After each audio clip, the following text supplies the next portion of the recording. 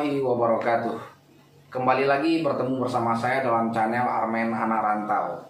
Baik, pada kesempatan kali ini kita akan kembali membahas dalam topik kita seputar cara mendidik anak yang baik dan benar.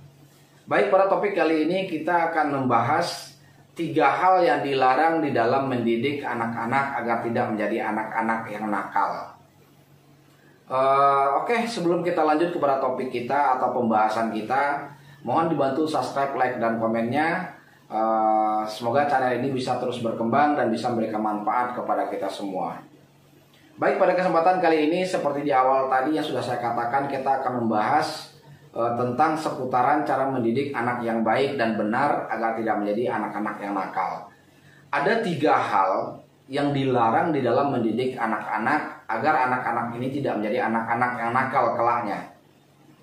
Yang pertama, anak yang dibesarkan dengan kekerasan maka dia akan belajar untuk melawan. Ini yang pertama yang harus kita ingat. Jadi kalau kita membesarkan anak-anak dengan kekerasan, maka anak akan belajar untuk melawan. Coba kita lihat sebuah filosofi.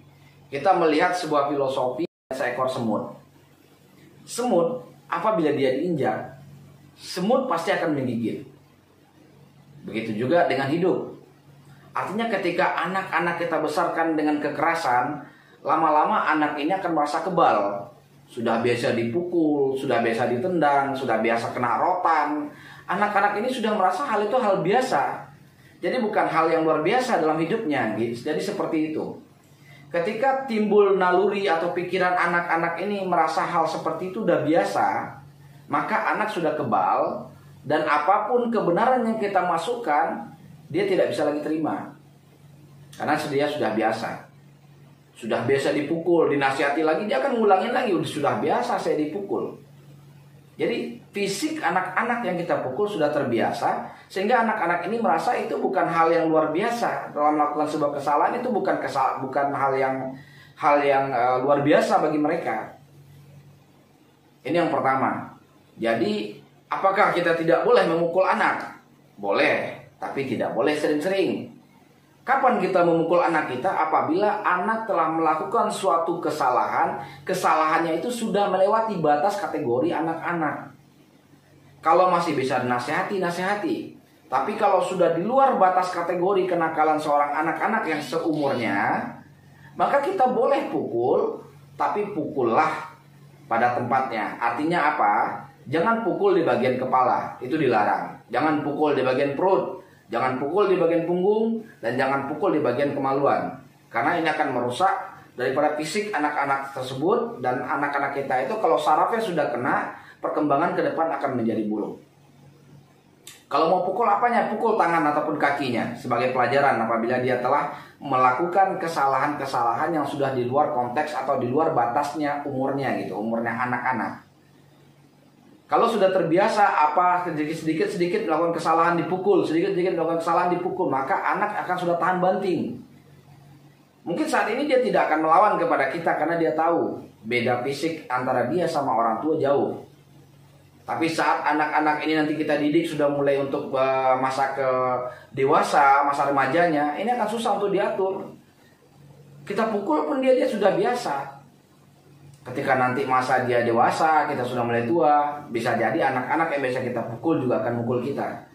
Kenapa? Karena dia dibesarkan dengan kekerasan. Jadi jangan sekali-sekali kita mendidik anak dengan kekerasan, karena ini tidak akan membuahkan hasil. Jadi cara mendidik anak-anak, nasihati. Umpamanya dia melakukan kesalahan, dek, panggil sini. Adek nggak boleh seperti itu. Kalau seperti ini dalam agama, seperti ini tidak boleh, dek. Kita akan nanti Tuhan akan marah, ada yang berdosa, ada yang bisa masuk ke dalam neraka. Neraka itu apa sih? Jelaskan kepada anak. Neraka itu adalah seperti ini dalam agama. Jadi seperti itu. Tanamkan cara sifat kasih sayang kepada anak, mendidik anak-anak. Jangan dibiasakan mendidik dengan kekerasan, terkecuali sudah melewati batas. Dan seperti yang saya katakan tadi, cukup pukul tangan dan kakinya sebagai pelajaran. Kemudian yang kedua, anak yang dibesarkan dengan dimanja, maka anak tidak akan memiliki ketegasan atau tidak punya pendirian. Contoh, anak seperti apa sih yang dibesarkan dengan dimanja?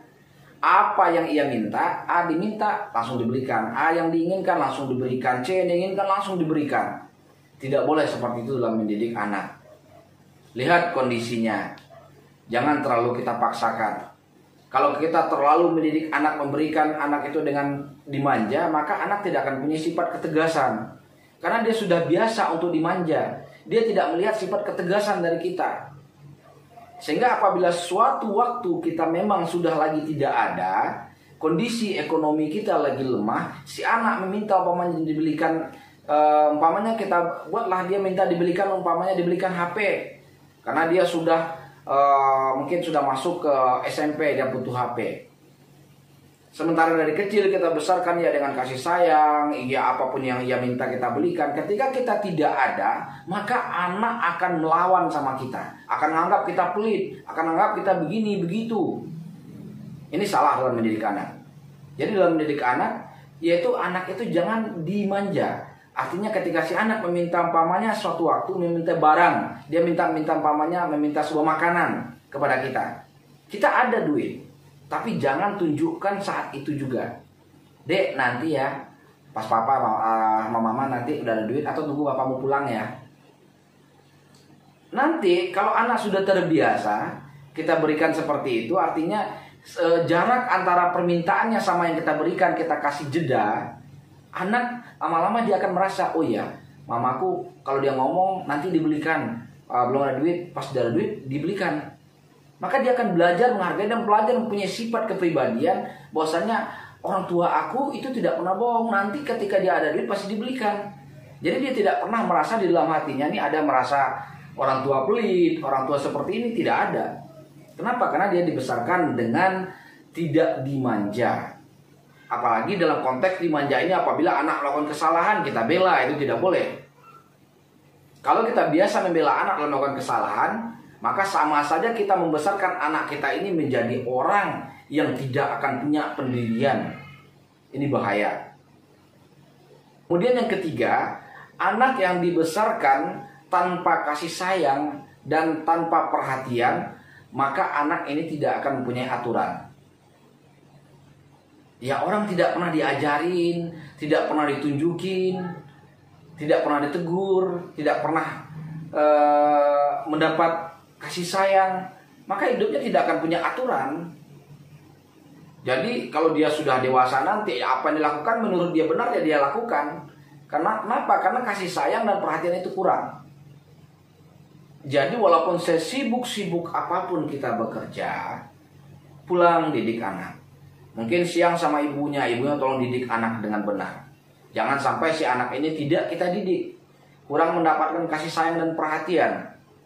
Sehingga apabila si anak kurang mendapatkan kasih sayang dan perhatian, ketika dia keluar duduk bersama teman-temannya, dia bahagia, di rumah dia kurang mendapatkan perhatian. Sehingga ketika dia di luar, dia cari perhatian-perhatian dari orang-orang di luar yang dianggap itu tuh, oh dapat teman-teman gue menggabung bareng-bareng di sini, dia merasa bahagia, merasa lengkap hidupnya gitu. Kenapa? Karena di rumah dia kurang kasih sayang. Jadi kalau anak itu kurang mendapatkan kasih sayang dan perhatian, biasanya dia akan mencari perhatian keluar. Ketika dia kumpul sama teman-temannya, mungkin dia akan sedikit murung itu dari awal. Pasti teman-temannya akan bertanya, kamu kenapa? Kok sedih banget kelihatan wajah kamu, ada apa? Anak nanti akan bercerita bahwasanya di rumah dia tidak pernah mendapatkan kasih sayang, jarang ngumpul sama orang tuanya pulang kerja, kemudian sibuk kerja, habis itu tidur, istirahat. Jadi ketika itu teman-temannya ngajak, yuk udahlah gak usah pikirin, mending kita main gaplek sono atau mending kita ngumpul sono lagi pada rame. Kebetulan di sana teman-temannya lagi pada minum, ikutlah dia. Oh, udah coba aja sedikit, coba akhirnya kecanduan. Inilah kebanyakan rusak anak-anak disebabkan karena kurangnya kasih sayang. Tapi coba ketika anak kita pulang kerja dipanggil, tadi ngapain aja dek di sekolah? Ini gini Pak. Dapat nilai berapa, ada kendala di sekolah, anak akan merasa senang, orang tua saya perhatian. Jadi gimana dek, pada sekolahnya itu yang paling susah apa sih mata pelajarannya? Kalau kita ada uang, kita ekskulkan dia, ekstrakurikuler, atau kita panggil guru les ke rumah untuk mata pelajaran itu, sehingga dia bisa menangkap pelajarannya lebih cepat. Karena dalam menangkap pelajaran tidak semua anak-anak itu sama. Umpamanya ada yang bisa dia cerdas di matematika, belum tentu dia bisa cerdas nanti di bahasa Inggris, belum tentu. Jadi lebih kurang seperti itu. Artinya kita lihat, jangan kita memarahi anak tanpa kita tahu sebab, tanpa kita tahu melihat lagi, kita hanya tahunya marah-marah. Kita ingin anak mendapatkan nilai sempurna, sementara kita tidak mendidik anak-anak dengan baik yang benar. Jadi lebih kurang seperti itu. Apabila anak-anak itu sudah ikut-ikutan di luar, sudah begono begini di luar, itu sudah susah mengatur anak. Sebelum ini terjadi, mari kita pasang pondasi dalam diri anak-anak kita, itu pondasi agama. Kalau pondasi agamanya sudah bagus, kalau seandainya dia pun keluar ngumpul sama teman-temannya, diajak hal-hal yang bukan-bukan, anak setidaknya dia sudah punya pendirian. Ah, ini nggak benar, ini kalau gini, papaku pasti marah ini. Papaku nggak pernah ngajarin kayak gini, ini marah, udah di luar konteks agama ini, udah dilarang dalam agama ini. Pasti anak akan berpikir cara untuk dia pulang, cara untuk dia tidak ikut-ikutan dalam hal seperti itu. Dan itu semua akan terjadi kalau kita orang tua mendidik agama dari anak-anak sejak dini. Kalau dia tidak punya pendidikan ilmu agama, ya dia mana tahu mana yang benar, mana yang salah. Jadi lebih kurang seperti itu. Sehingga ikut-ikutanlah dia melakukan, umpamanya masuk ke geng motor, kebut-kebutan di jalan raya, miras, narkoba. Ini karena kurang perhatian dan kasih sayang dari orang tua. Dia keluar itu untuk mencari kebahagiaannya sendiri.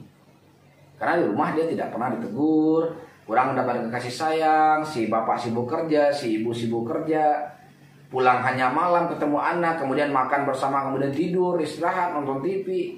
Luangkan waktu bersama anak-anak kita. Dan gunakanlah waktu kita untuk mengajarkan anak-anak kepada yang baik. Menegur, memberikan pelajaran, memberikan bagaimana cara bersikap, bagaimana cara kita mendidik anak yang baik. Tunjukkan kepada anak. Kalau seandainya kita ini tidak mempunyai, tidak mendidik anak dengan penuh kasih sayang dan perhatian, saya pastikan anak hidupnya tidak akan mempunyai aturan. Jadi aturan yang ada dalam pikiran dia, apa yang membuat dia bahagia, walaupun salah itu, dia akan tetap melakukan. Kenapa? Karena dia merasa itu suatu kebahagiaan buat dia. Jadi itu 3 hal yang dilarang dalam mendidik anak. Jadi pada kesempatan ini ada 3 hal poin yang bisa kita ambil. Yang pertama, orang yang mendidik anak dengan penuh kekerasan, maka anak akan belajar untuk melawan. Yang kedua, anak yang dibesarkan dengan dimanja, maka dia tidak akan mempunyai pendirian dan tidak akan mempunyai sikap yang baik dalam kehidupan. Yang ketiga, intinya adalah anak yang tidak diberikan perhatian dan kasih sayang, maka dia akan melakukan perbuatan yang tidak bisa diatur. Artinya kita sejauh dini, mari kita didik anak-anak kita. Jangan sampai anak-anak kita sampai punya pemikiran atau melakukan perbuatan-perbuatan yang tidak menyenangkan. Jangan anak nanti disalahkan, sementara kita selaku orang tua tidak memaksimalkan bagaimana mendidik anak yang baik dan benar. Jadi demikian pada kesempatan kali ini. Assalamualaikum warahmatullahi wabarakatuh.